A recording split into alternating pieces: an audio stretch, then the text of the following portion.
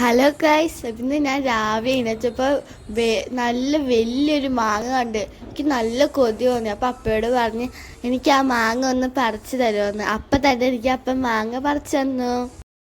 അപ്പോൾ തന്നെ അമ്മ വന്ന് അത് മുറിച്ച് തന്നു. നല്ല നീറ്റായിട്ട് മുറിച്ച് തന്നു. നല്ല ഓർഗാനിക് ആയിട്ടുള്ള മാങ്ങയാണ്, നല്ല മധുരമുള്ള മാങ്ങയാണ്. ഞാൻ കയ്യിലൊക്കെ എടുത്ത് കാണിച്ചു തന്നു. അത്രയ്ക്കും പഴുത്ത മാങ്ങയാണ്.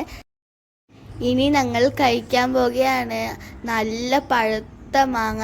അനിയനൊക്കെ വന്ന് മുഴുവൻ തീർത്ത് ബാക്കി ഉണ്ടായത് ഇതാണ്. എന്തൊരു കഷ്ടപ്പാടാണ്. നമുക്ക് ഇനിയും വേണമെന്നുണ്ട്.